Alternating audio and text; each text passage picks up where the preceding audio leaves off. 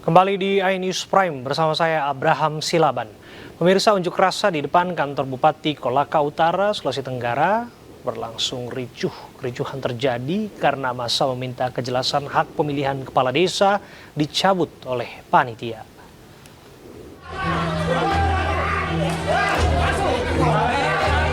Puluhan warga desa Lambuno gelar aksi demo di depan kantor Bupati Kolaka Utara, Sulawesi Tenggara.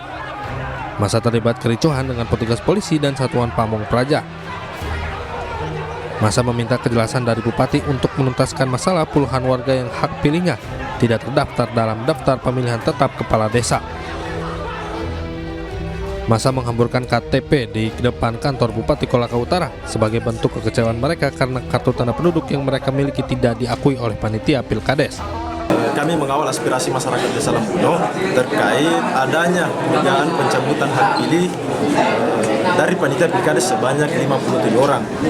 Jadi kita merujuk dari surat edaran Bupati, itu kita duga ada penyelewengan pelaksanaan yang dilakukan oleh panitia. Usai berunjuk rasa di kantor Bupati Kolaka Utara, masa berlanjut ke DPRD untuk menyampaikan aspirasinya. Dari Kabupaten Kolaka Utara, Sulawesi Tenggara, Rail Yanas iNews melaporkan. Sementara di Lebak, Banten, warga menggelar aksi agar kepala desa diberi sanksi. Warga resah terkait video syur oknum kepala desa yang beredar di media sosial.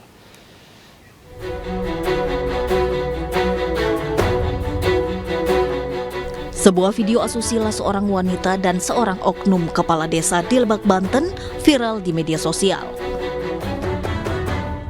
Pemeran wanita dalam video tidak senonoh tersebut merupakan pegawai honorer di Dinas Sosial Lebak, sementara pemeran prianya adalah Kepala Desa Cigoong Utara, Kecamatan Cikulur, Kabupaten Lebak, Banten. Adegan dewasa pria dan wanita tersebut membuat warga desa geram, karena hingga saat ini belum ada tindakan apapun dari pihak kecamatan hingga Bupati Lebak Iti Oktavia. Padahal para pemeran video tersebut sudah teridentifikasi dan merupakan kepala desa mereka sendiri. Maka kami selaku BPD, fungsi BPD itu menyerap dan menyalurkan aspirasi itu sendiri. Alhamdulillah memang tadi agendanya kita ini adalah rapat internal BPD. Dan kemudian sudah dituangkan hasilnya itu bahwa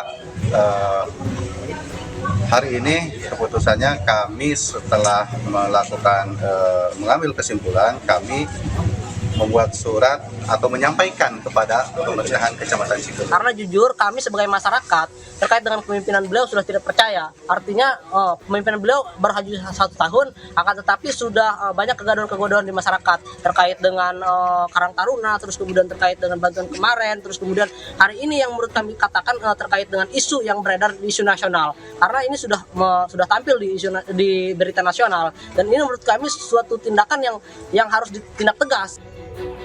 Warga berharap pihak BPD serius menangani kasus ini dan pihak kecamatan serta bupati merespon aksi warga agar bisa ditindaklanjuti.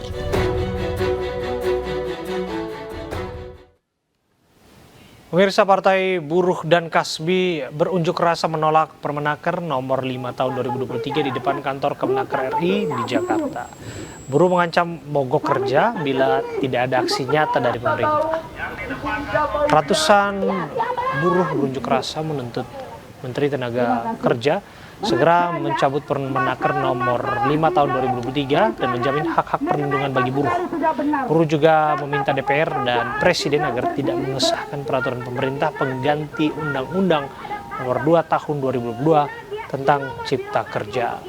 Buruh mengancam akan mogok kerja apabila tidak ada respon nyata dari Menteri Tenaga Kerja.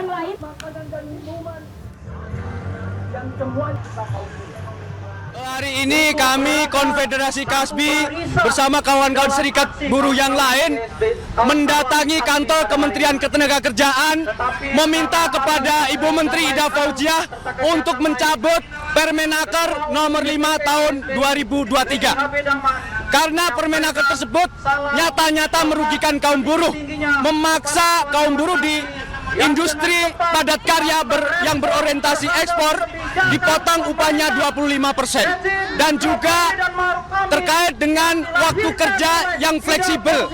Artinya ini justru merugikan kaum buruh. Sementara itu, setelah menuai polemik cukup panjang, DPR RI akhirnya mengesahkan Perpu Cipta Kerja menjadi undang-undang. Dua fraksi yakni Demokrat dan PKS tidak menyetujui pengesahan dan menyatakan walkout.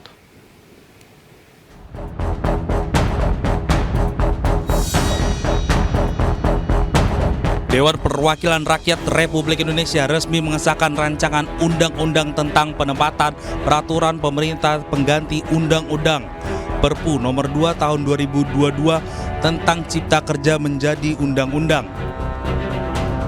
Pengesahan Perpu tersebut akan memperbaiki dan menguatkan sejumlah kebijakan diantaranya tentang aturan bagi pekerja outsourcing, pekerja disabilitas, upah minimum, jaminan produk halal, harmonisasi peraturan perpajakan, dan lainnya. Kami akan menanyakan sekali lagi kepada seluruh anggota, apakah rancangan undang-undang tentang penetapan peraturan pemerintah pengganti undang-undang Perpu nomor 2 tahun 2022 tentang Cipta Kerja menjadi undang-undang dapat disetujui untuk disahkan menjadi undang-undang? Terima kasih.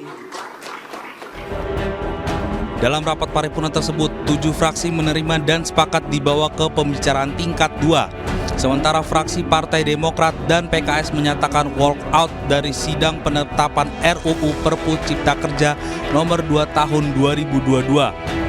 Mereka tidak menyetujui pengesahan tersebut karena dinilai tidak memuat substansi hukum yang mengandung kegentingan memaksa, cacat konstitusi, dan bukan merupakan solusi ketidakpastian hukum di Indonesia. Dari Jakarta, Galuh Pandu, Aulia Syah Ramadan, iNews melaporkan. Menteri Pertahanan Prabowo Subianto kembali menempati posisi teratas dalam survei yang dirilis lembaga survei Lingkaran Suara Publik. Ketua Umum Partai Gerindra meraih elektabilitas 33,4%, unggul jauh dari Ganjar Pranowo dan Anies Baswedan. Kiprah Prabowo Subianto sebagai Menteri Pertahanan terus mendapat apresiasi dari publik. Menurut survei yang dirilis Lingkaran Suara Publik, elektabilitas Menteri Pertahanan ini berada di angka 33,4%, jauh di atas Gubernur Jawa Tengah Ganjar Pranowo dan mantan Gubernur DKI Jakarta Anies Baswedan.